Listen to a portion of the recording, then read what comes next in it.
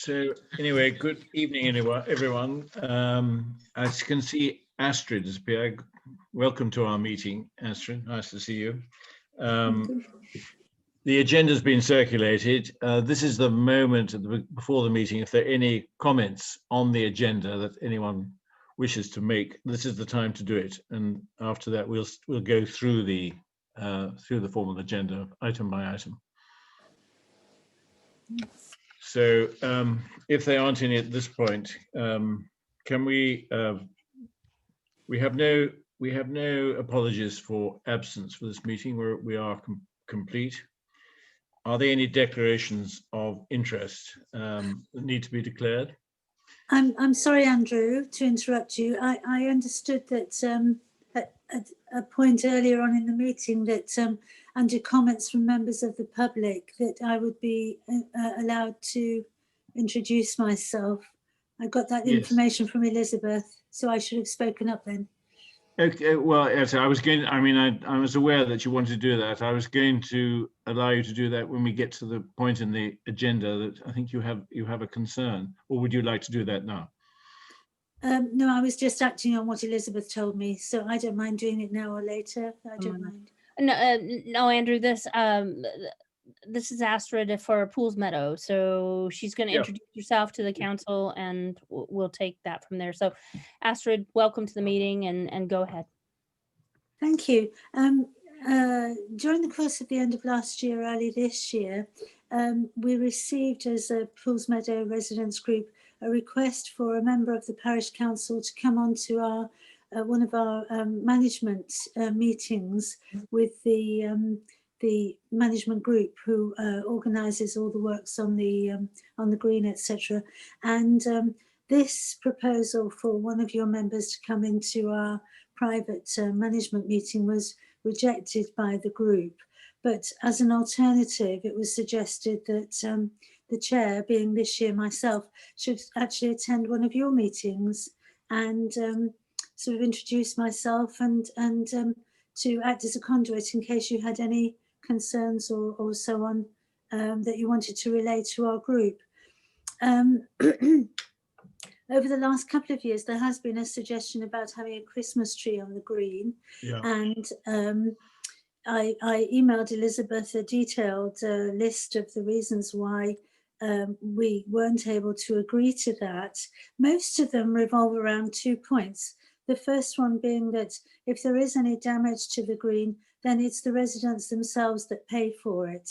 So any restitution would be a problem, particularly for the 6 affordable housing units, because they also contribute management fees, and they would also have a share of any additional expenditure in reinstating any damage that might have occurred, for example, through having a tree on the green or guy ropes or tent pegs for the village fair, etc.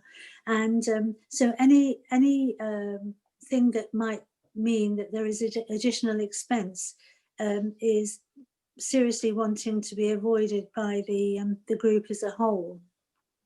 In particular, this year we've got an extra expense of £900, which takes the total cost of managing the green to £4,000 for this year. So you can see it's not a small amount of money, and people are anxious about the costs involved and wanting to maintain a good standard.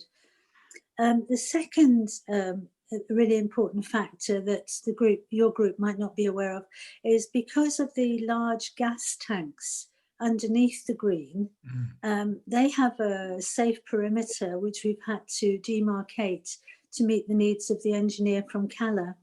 And it means that actually there's quite a large area where nothing can actually happen, because immediately below the surface of the green itself, there are these gas tanks and pipe work and all sorts of things. So the green might appear to be a smashing spot to do various activities, but when you take into account any potential costs involved and also the more serious health and safety implications of the gas tanks, it's not quite as straightforward as you might think.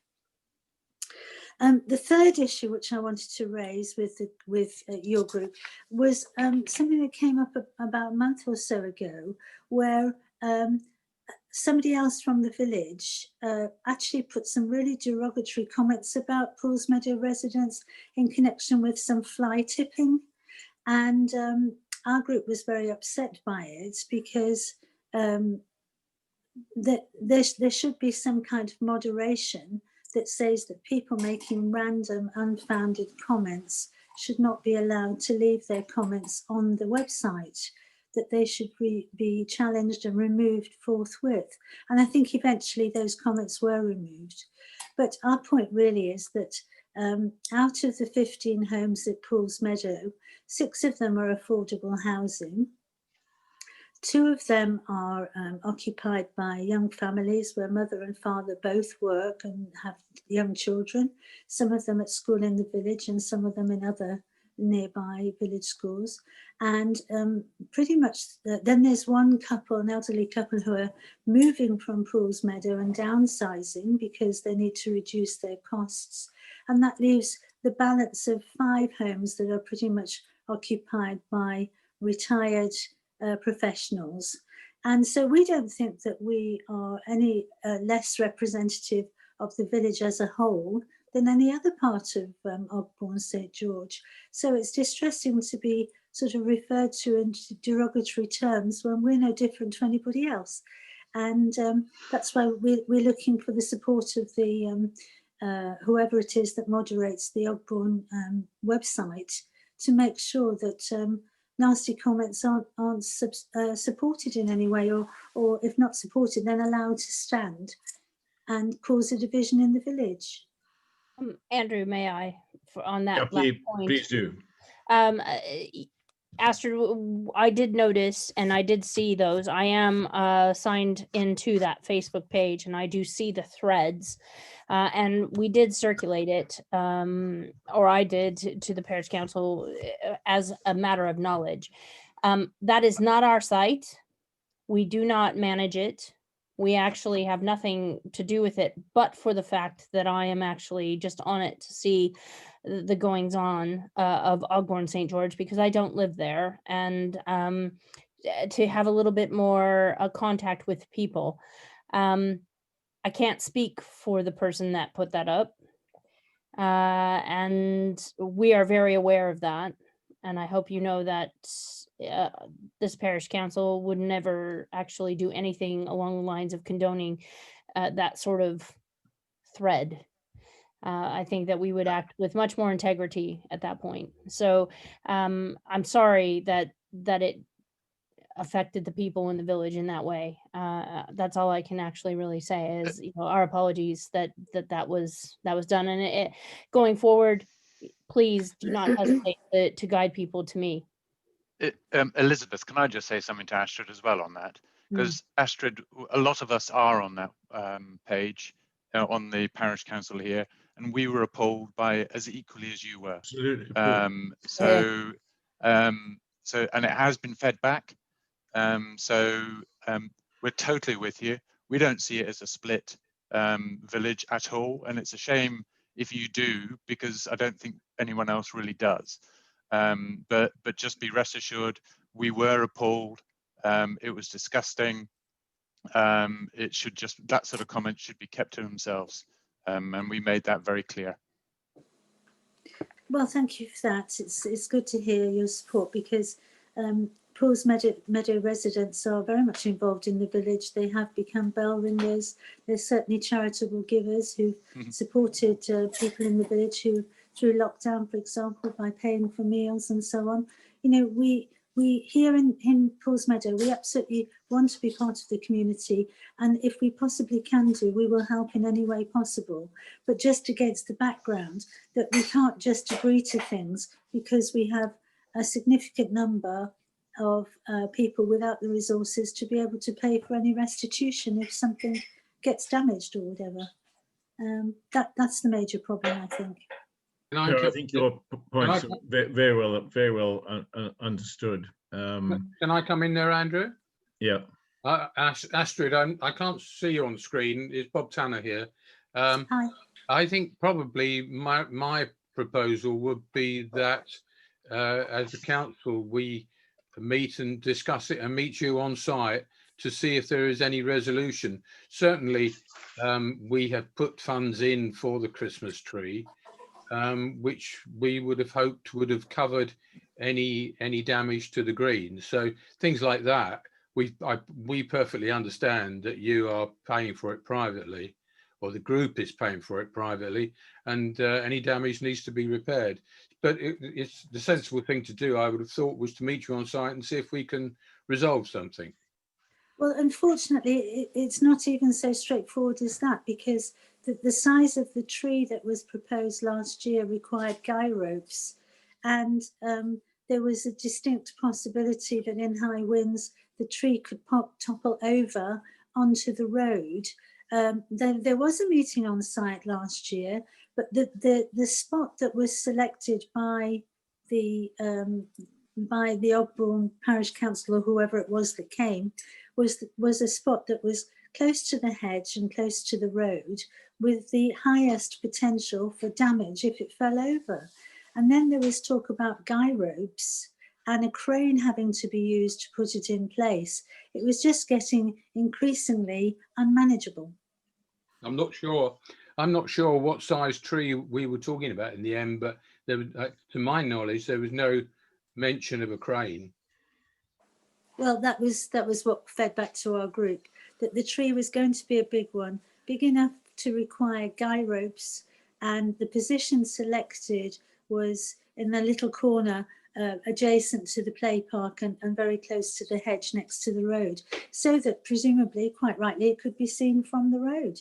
But unfortunately, that's the spot where everybody drives in, and there's a very expensive velar worth about £70,000 that coincidentally belongs to one of the affordable housing units. That car is in the adjacent parking bay, so it was just untenable to have a tall thing requiring guy ropes so close to the hedge and the road. It doesn't take a very big Sounds to me here we've largely got to, I think we completely understand the points you've made, Astrid, and obviously we've got to try and find a mechanism of working together with your group to see if there's anything that's going to be proposed in relation to the green is agreed by everybody, and any costs involved don't fall on the residents. Mm-hmm. It seems to me if we start with those principles, then it must be possible to come up with some sort of sensible working arrangement. We're all part of the same village, and as Will said earlier, there's no feeling amongst us that there's some sort of division in the village at all. Good, thank you. Okay, well let's leave it there for the moment. But thank you, Astrid, very much for making the points you've made, which are well understood by us. Okay, thank you. Thank you. Moving through the agenda, we have no apologies. Are there any? I don't think there are any declarations of interest. There is one. Yes, there There's one, are. Rob. Of course there is, yeah.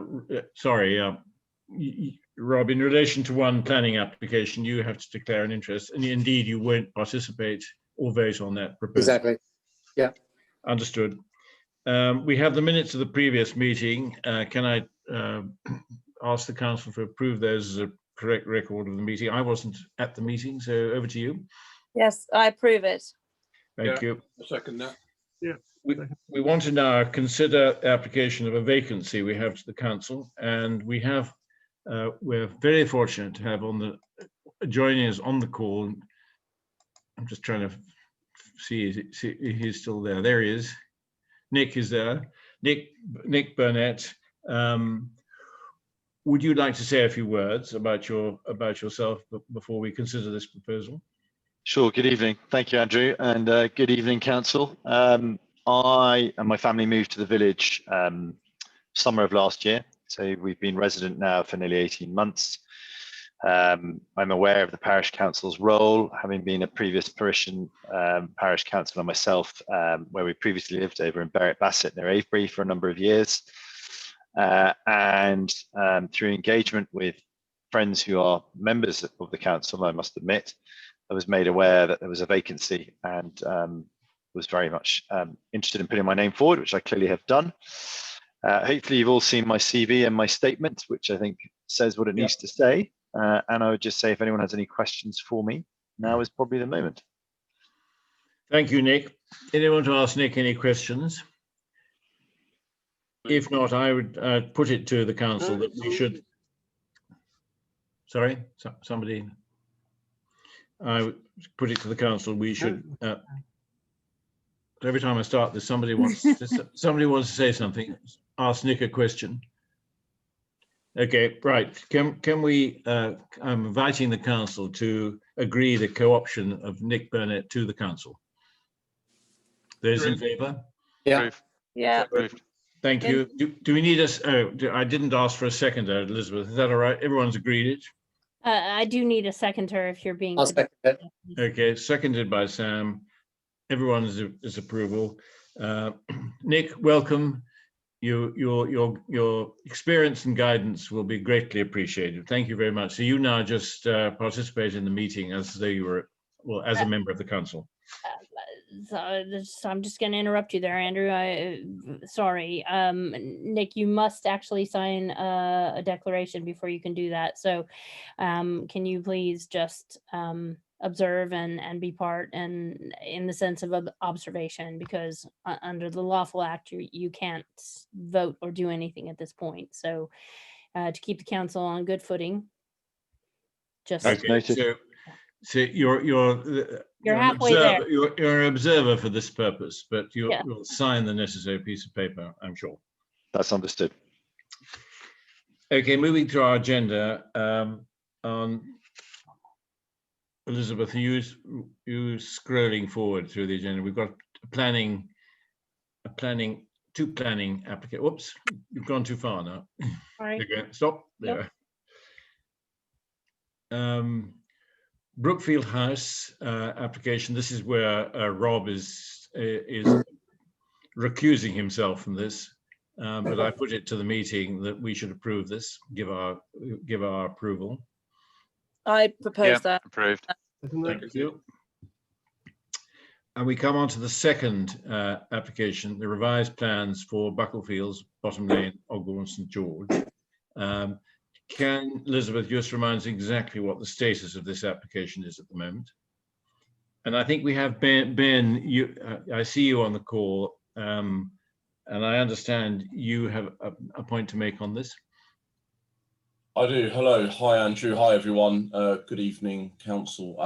Yes, Ben Littlewood. I'm in Allstone House. For those of you that have been around a while, that's Keith Wallace's old house.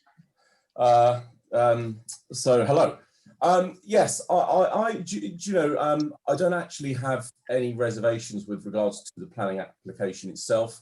My concern was regarding the trees and the boundary lines, really. I think prior to the initial planning application, the residents, my neighbours, got a tree surgeon company in, and they completely removed the entire boundary at the foot of their garden, which borders the sorry, I don't know the name of the field where the sheep are, which has dramatically changed the view and the feel of the house next door. And so within planning application 1, they've made notes that there would be no changes to trees or hedges or anything, but conducted that work prior to the application. So obviously that was a true statement in application 1 because they'd already done it. I note that there is no mention of that. There's no statement as such in the revised plans, but I do have quite a significant hedge between myself and that property, and it would again make a dramatic change to the overall feel of both properties, I believe. And I suppose my question was really I doubt whether there's any preservation orders on any of those original trees, but I just wanted to let you guys know really that they're proceeding prior to approval and are making significant changes to the landscape of their plot, which I accept they are fully entitled to do. yeah, I just wanted to, being a relative newcomer to the village, I've been here 2 years and thoroughly enjoying myself. Yeah, I think it's a shame to impact on the rural nature of it. Having come from London, I'm thoroughly enjoying myself and loath to see too much change. So that was it really. It was really around the trees. Right. Did you make any of those comments to the planning authorities of Wiltshire? Yeah, absolutely. So particularly in provision to the first application, I understand their personal circumstances and the fact that the revisions to the premises are in order to accommodate the husband's needs, of which I understand and support. So yes, my only notice within the original application was supporting their statement that there would be no changes to the boundaries and the substance of the boundary, namely the hedge and the trees. So yes, I did. I have noticed that, but you know, the work cracked on regardless. So I heard actually the chainsaw start up and went next door to say, whoa, hold on a moment, and prevented it. But it's within their gift to do what they like, I suppose. But anyway, I just wanted to raise it to the council. Is the your boundary hedge your hedge or their hedge? The hedge is theirs. It's absolutely theirs. I don't know if you can picture it. It's on our side, we sculpt it and trim it, and on their side, it's very much unloved. It's about a foot thick on my side and about 4 feet thick on theirs. So the trunks are right on my boundary, and all of the material, the volume, is on their side. And I think it is I think it's, you know, it does encroach in, I think it steals space, but yeah, it's their hedge, Sam. It's absolutely theirs. Andrew, do you mind if I ask a question? No, not at all. Hi, it's Bob Tanner here. Hi, Bob. You mentioned that their landscaping during your talk. Can you tell me what landscaping they're doing?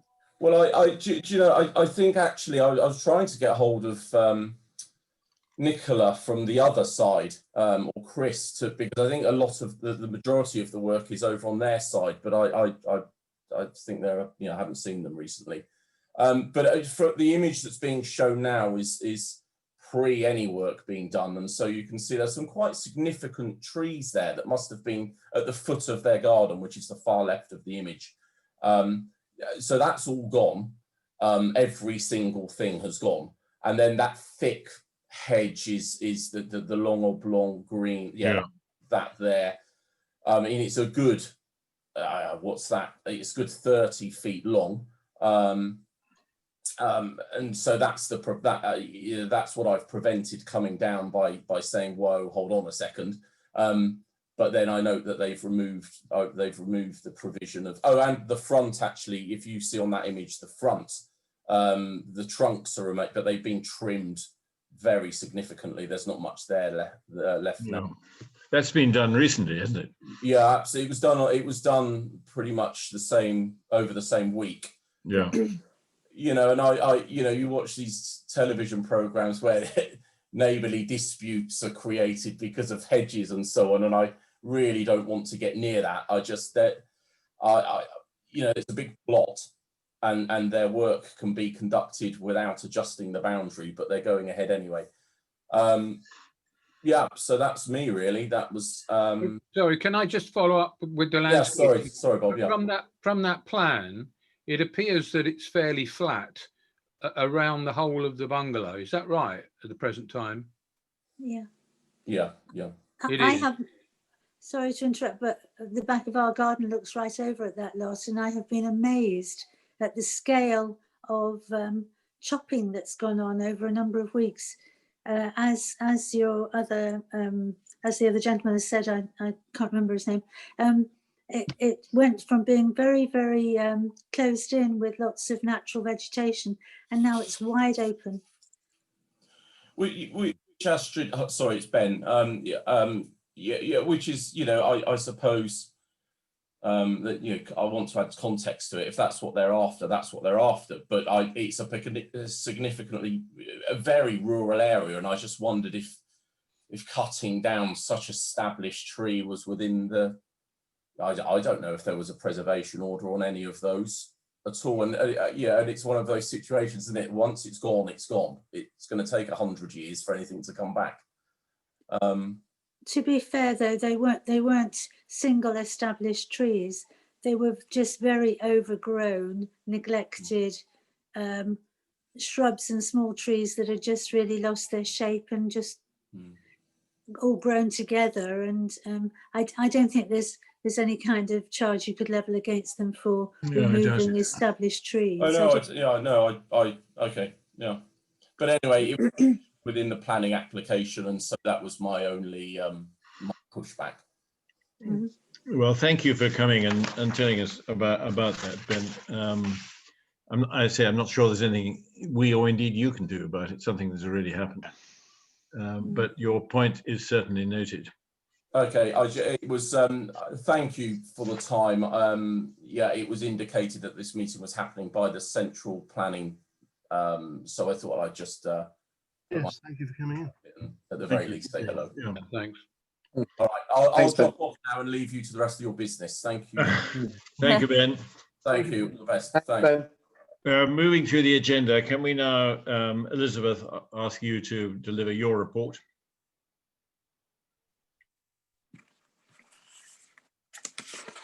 You're on mute, Elizabeth. No, Yeah, you're not. sorry. You all actually need to go back to 6255 because we need to, as a council, make a comment, and I need to understand what that is I'm supposed to be putting forward on the revised plan. 6255. Yes, on the planning application. Oh, the plan. Yeah. Yes, 06255. I mean, I don't think there's anything else we can. We've already objected. Basically, we approved this plan. Yeah. Isn't that? With conditions, yeah. With conditions. Bob, but Bob, was your point that none of the conditions changed in the planning application? well, from the 10-minute look I had this afternoon, I couldn't see any changes. Now, looking at that plan that we've just looked at, it does look as though it's fairly flat. So maybe the slope down that I drew is not as bad as it should be, and we can only ask the planning office to satisfy themselves on that. Yeah, I agree. With respect to the other point that we were making, that it doesn't satisfy their own regulations. Again, if the planning department decide that they're happy with it, there's nothing we can do. Yeah, I think that's right. Well, with that proviso, can we approve that? Can I have a yeah, I'm happy for myself to go ahead and put forward those comments and I will word that accordingly. Thank you.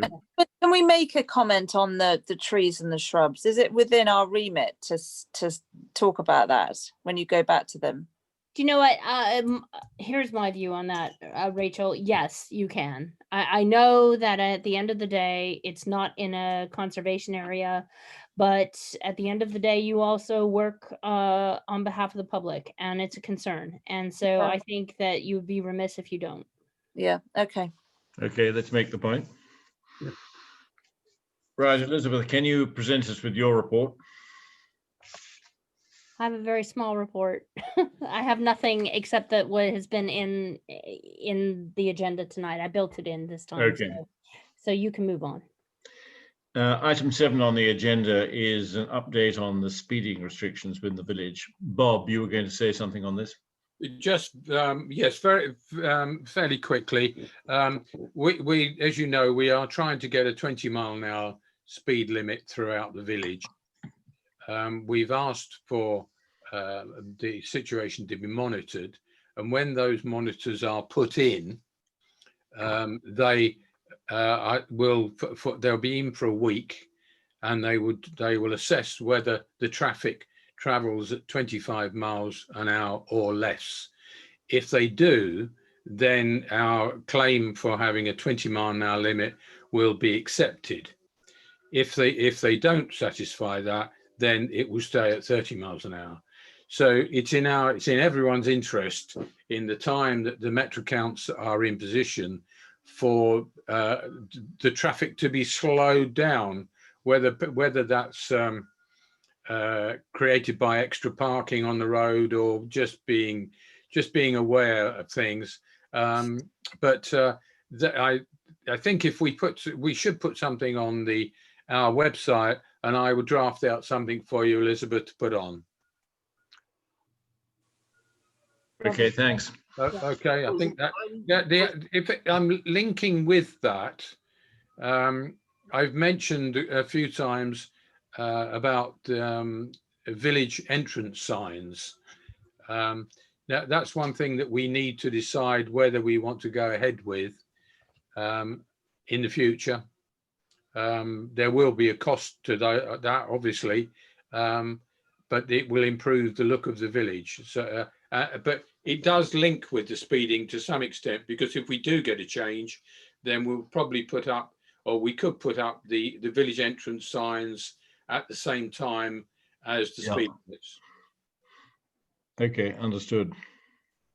I wasn't entirely aware that our goal was that we were specifically aiming to have a 20-mile limit throughout the village. I thought the idea was to conduct a speeding survey and see if we have a speeding problem, and then take a view. Well, if the metro count comes up, but I doubt this would be the case, but if the metro count came up with an average speed of 25 miles an hour or less, then they would allow us to have a 20-mile-an-hour limit for the areas that the metro count covers. Yes. So that may not be Marlborough Road, for example, but it may be the High Street, which I would have thought past the school, etc., on the lower High Street, past the school, would not be. I think we have to be realistic. Traffic will not change the speed. It would be. It's something that it will. The residents will feel better about it, but I doubt cars or vehicles generally will actually change the speed from the speed they do now. Yes, but my thought would be, if the average is below 25 or anyway, is it worth the expense and the hassle of putting in a 20-mile limit if we don't have any effect realistically? Only because from my experience, I've had quite a few people coming up to me and saying, "Oh, can we do something about the speed limit? We would like it reduced." Yeah, same. So, Yeah, then that's where the whole system is a bit arse around. Whatever, I won't say it, but because if people are going too fast, the metro count is not going to work, because it'll prove that the speed limit is correct, as opposed to reducing it because we want them to slow down. And if they are going below 25 miles an hour and not, they will give you that speed limit. But they're already doing it to Sam's point. So what's the point? It doesn't make a lot of sense, does it? It doesn't at all. It doesn't at all. But anyway, let's go through with it and make a decision later. But Okay, I think the answer is, let's have the metro counts. Yeah. Let's see what the results are, and then we'll talk about it at that point. Absolutely. Okay. Yeah. And can I just say about the boundary signs? This was something we talked about last year, about creating some kind of more visual boundary signs in the three entrances to the village, and putting something on there saying "Welcome to Ogbourne St George" at the heart of the Ridgeway. Is that something that people still want to take forward, or do we wait and see what Bob's speeding comes up with? No, I think it would be still a good thing to take forward. I absolutely do. I think, irrelevant of the speeding thing, I think it would be a really, it just has a nice ring to it for the village, I think. Yeah. Elizabeth, you were going to talk to Wiltshire Council because the supplier that I found for these signs were based somewhere up north, and we were waiting to hear back from Wiltshire Council, weren't we, about if we could find a more local supplier for those? Yes. I have to say, I've been waiting for a lot of things, for a lot of different questions that I have on the books. I think that at the end, sorry, and I don't mean to make this long-winded, but at the end of the last lockdown, I think that businesses started to sort of realize they have to do something more. And now we're locked down again for a month.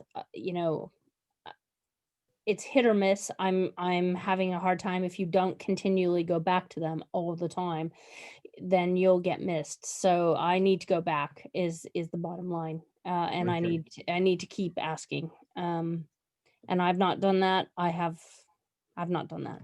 So Can I just update just a quick point on the speeding? So the A346 signs obviously went in. I have sent an email to the Ridgeway organisation, and I've suggested that they start looking at installing an actual Ridgeway crossing sign on the A346 by the sort of Hallam South End crossing. Because we talked about this last time and agreed that actually all the pedestrians crossing slow signs on the A346 are great, but it's sort of a bit not that obvious about what they're slowing down for. So I just wanted to report to council that that is in motion, hopefully. Okay. Thank you. Can we also have an update on the dog waste bins? Elizabeth, where are we on that? So I've got the quotes that are required, and I'm trying to find out, there was a query the last meeting we had about who owns the strip of land. Now, I've had a chat with Bob, and he said, obviously earlier, that Wiltshire Council is happy that they're there. I've asked for the wording of that, and once I have that, I will go ahead and move forward on that. So I think it's imminent, and then I will let Bob know when to come out and meet with people and we can get those things put into place. Yeah, I Thank think you. I think the company normally come out and survey the area. So if you'd like me to meet them on site to do that, I'm happy to do that. Okay. Yeah, I'll give your details if you're happy with that. Yes, of Thank course. you, Bob. Thanks. Moving to the agenda to item 9, we have received information in relation to the disbursements made since the last meeting. Everyone has considered those. Can I have your approval? Yes. Thank you. We've also received bank reconciliations from Elizabeth. Can I also have your approval for those? Yes. Yep. Thank you. We've also had a preliminary presentation of the budget for 21-22, which will be posted on the website and will be considered at the next council meeting in January. I don't think there's anything further to be said about that at this stage. Any other members of council want to make any comments? No. Okay. Moving on to the item 10, Elizabeth has circulated the information in relation to the present of the revised planning guidelines which have been issued. I think we're simply noting those, unless anyone has any questions on that. No. There are none. Moving on to item 11, and where we're talking about items of maintenance, where we have been talking about the involvement of a steward to help us with this. Elizabeth, can you bring us up to date on exactly where we are with that? So I've circulated the dates that the steward comes out. My understanding from the scheme that is Wiltshire Council's, they come out specific times once a week in quarterly, and if they don't get everything done while they're with you, they reserve Fridays as sort of a link over where they combine all the work and they move around to different villages and complete work that they haven't got done.